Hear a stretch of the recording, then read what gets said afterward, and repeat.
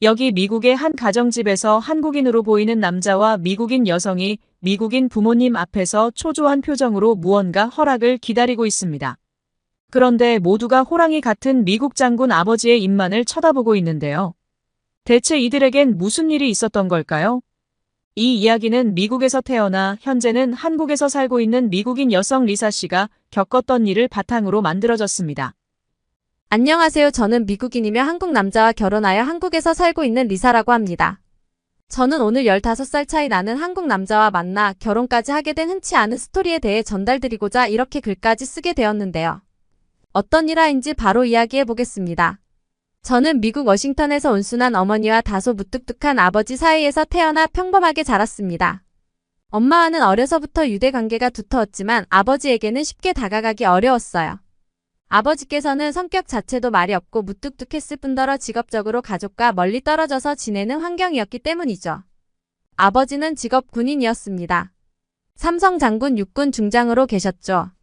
그래서 여러 곳을 파견 갔다가 돌아오는 일도 잦았기에 짧으면 2주에 한 번, 길면 두세 달에 한 번씩 밖에 아버지를 볼 수 없었어요. 그러니 자연스럽게 어릴 적부터 아버지를 보면 뭔가 어색하고 불편했지요.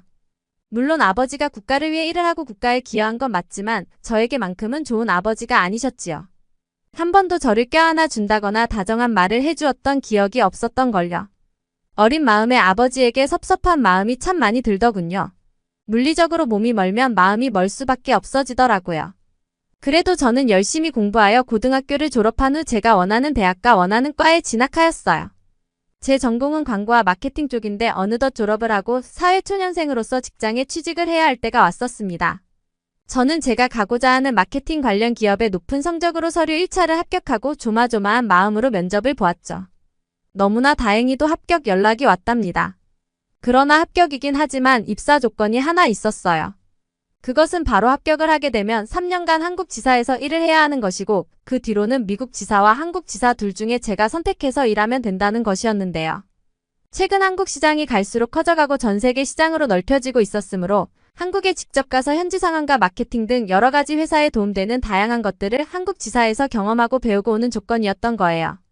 저는 처음에 한참을 고민했어요. 타지에 가서 아는 사람도 없이 고생을 해야 한다고 생각하니 아찔하더군요.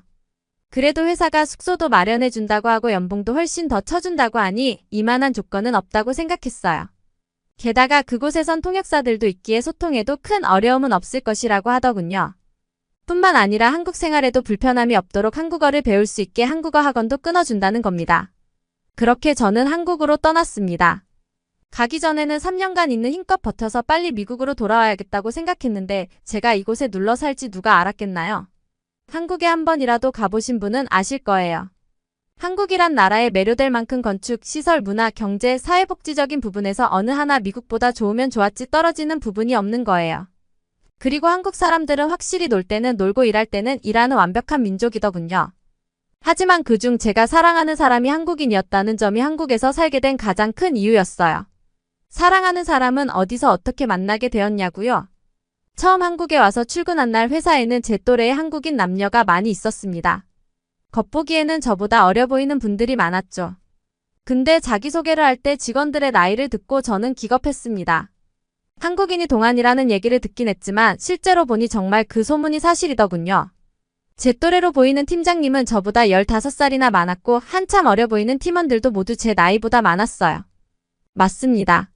제가 그곳에서 바로 막내였던 겁니다. 참고로 당시 제 나이가 20대 중반이었는데 팀장님 나이가 40대 초반이었어요.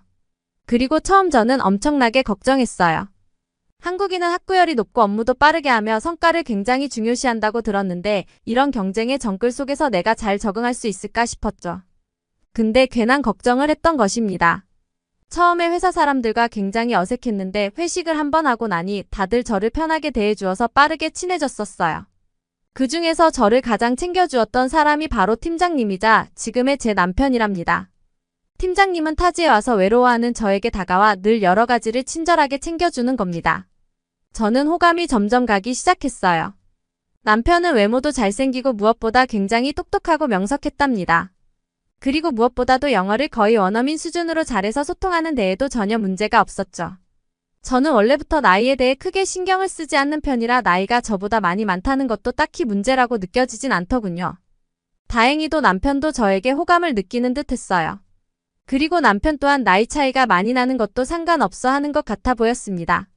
그렇게 어느덧 저희 둘은 상사와 부하 직원의 관계에서 연인으로 발전하게 되었죠. 첫 사내 국제 커플이 된 것입니다. 연인이 된 후 이것저것 알게 되었는데 남편은 3년 전쯤 결혼할 여자가 있었는데 그때 그 여자의 바람으로 헤어지고 난 뒤 여지껏 혼자 지내고 있었다고 하더라고요.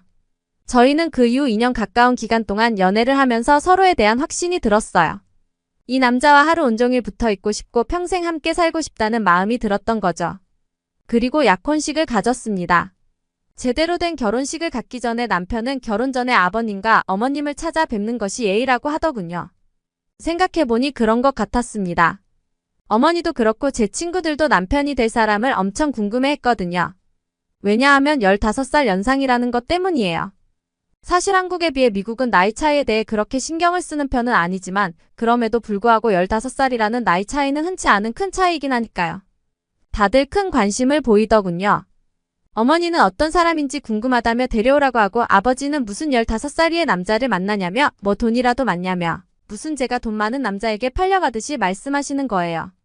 또 한 번 아버지에 대해 학을 뗐었죠. 친구들도 가관이었어요.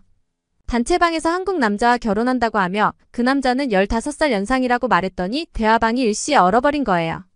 사회인 되겠다고 한국행 마다하지 않더니 동양인 남자랑 그것도 할아버지와 결혼을 하냐며 애들이 비아냥대는 겁니다.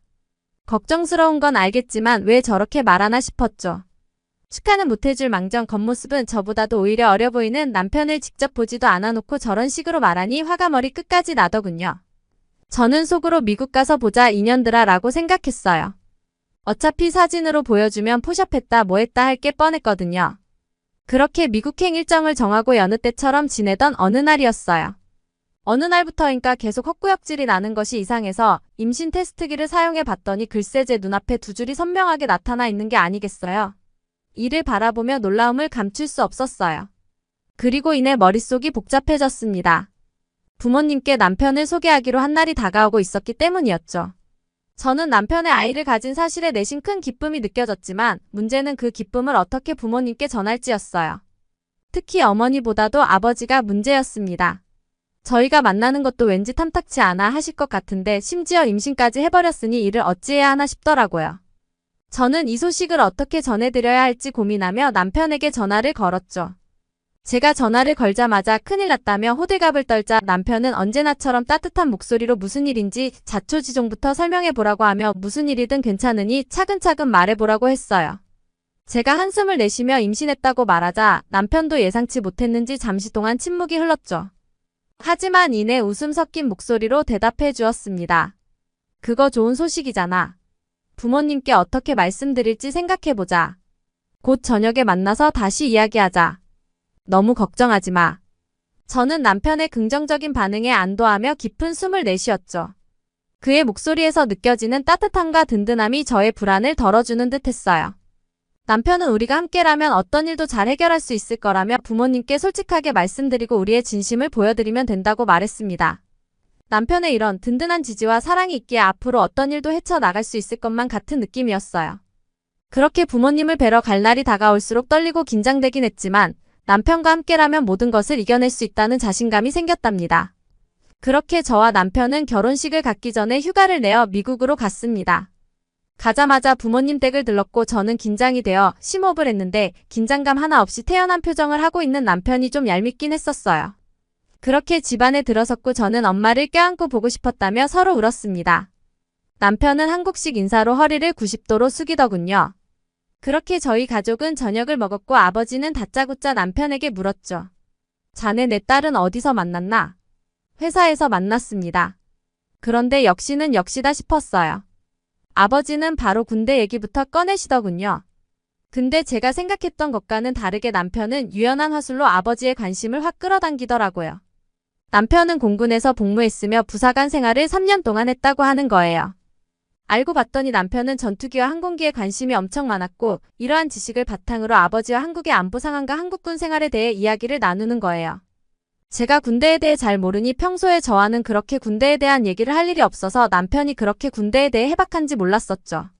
그렇게 한참을 둘이서 이야기를 나누더니 아버지의 마지막 말이 되게 인상 깊게 남았어요. 내 딸은 자기 엄마 닮아서 남자 보는 눈 하나는 뛰어나구만. 그 말을 듣고 저는 내심 다행이라는 생각이 들었죠. 만약 아버지가 남편을 마음에 들지 않아 했다면 임신 소식을 전하는 게 훨씬 힘들었을 테니까요. 그래도 어쨌든 말 꺼내는 게 쉽지는 않았어요. 그렇게 저희는 어렵게 임신 이야기를 꺼냈죠. 엄마, 아빠 드릴 말씀이 있어요. 이희와 저는 정말 사랑하고 결혼을 생각하고 있어요. 그리고 저희에게 좋은 소식이 하나 더 있어요. 부모님이 궁금한 표정으로 지켜보았죠. 남편이 부드럽게 말을 이었습니다.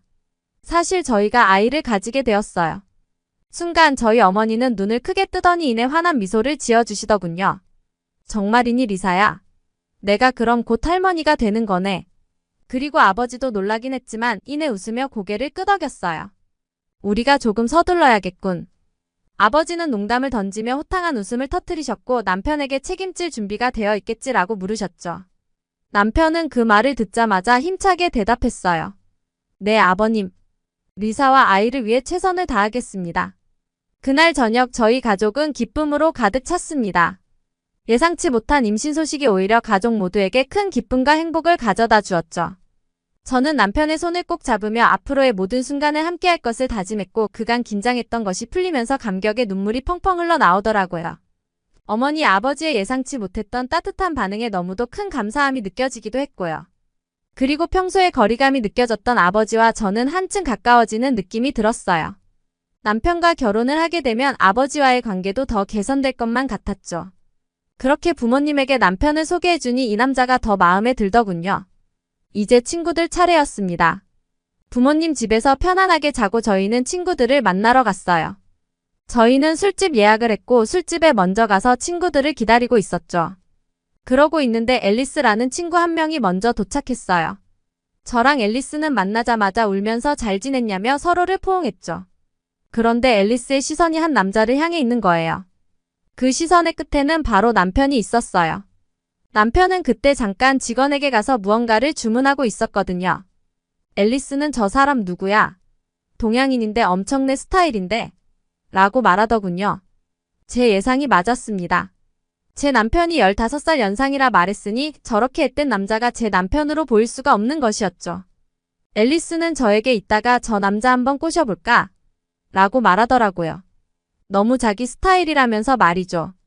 하긴 제 남편은 서양에서도 먹히는 그런 남자다운 외모의 다부진 체격과 옷과 머리 스타일도 굉장히 세련되게 하고 있었거든요. 그래서 앨리스가 제 남편인지도 모르고 홀딱 반한 겁니다. 잠시 뒤 남편은 제 옆에 오더니 제 볼에 뽀뽀를 하며 왜 이렇게들 안 와? 아, 친구분 오셨구나. 하면서 앨리스에게 인사를 하는 거예요. 저는 순간적으로 앨리스의 충격 반 질투심 반의 표정을 보았어요. 이 친구가 바로 앞서 말한 할아버지랑 결혼한다 뭐다 말하던 그 얄미운 친구였거든요. 속으로 얼마나 쌤통이던지 그 반응을 보고 있는데 재밌더라고요. 그날 밤 친구들 5명이 더 오고 저희들은 다 같이 한자리에 모여 즐겁게 여러 가지 담소를 나누었습니다. 한 친구가 제 약혼 사진을 보더니 남편 옆에 여자 2명은 누구냐는 거예요. 저는 시어머니 될 사람과 남편의 누나라고 그랬죠. 근데 친구들이 기겁을 하는 겁니다. 남편도 동안이었지만 어머님과 누나분은 더 심한 동안이었죠. 친구들은 하나같이 말하더군요. 서양인은 20살이 넘어가면 노화가 급속도로 진행되는데 한국인들은 전혀 그렇지 않다며 너무 부럽다면서요. 왜 전부 다 늙지를 않느냐는 겁니다. 저는 설명해 주었어요. 동양인들은 서양인들보다 피부가 두껍고 노화가 더디게 이루어지는 것 같다고요. 특히 한국인은 동양인들 중에서도 피부가 하얗고 자기 관리를 철저히 하고 운동도 열심히 하며 관리한다고요. 그래서 유독 동안의 외모를 유지하는 한국인이 많다고 했습니다. 친구들은 입을 모아 대단하다면서 칭찬하더군요. 한국인을 다시 봤다고요. 제 남편도 평소에 운동도 열심히 하고 주기적으로 피부 관리도 받기 때문에 더 동안인 것 같다고도 말해주었어요. 제 남편에 대한 칭찬도 끊임없이 하고 제가 너무 부럽다면서 진심으로 질투심을 느끼는 친구도 있고 축하해주는 친구도 있었답니다. 또 나중에 한국 가서 주변에 좋은 남자 있으면 소개도 좀 시켜달라고 하더라고요. 그렇게 모든 일정을 마무리하고 저희는 다시 한국에 돌아와 결혼식을 올리고 현재는 소중한 아들이 곧 세상 밖으로 나오길 기다리고 있습니다. 앞으로도 저희 가족의 앞날에 많은 응원 부탁드려요. 회사 일로 한국에 왔다가 띠동갑이 넘는 한국 남자를 만나 예상외로 부모님의 축복 속에서 무사히 결혼을 마치고 곧 출산을 앞두고 있다는 미국인 리사 씨의 사연이었습니다. 사랑에는 나이가 관계없다는 말에 대한 여러분들의 생각도 궁금하네요. 사연을 재밌게 들으셨다면 구독과 좋아요 부탁드리며 끝까지 시청해주셔서 감사합니다.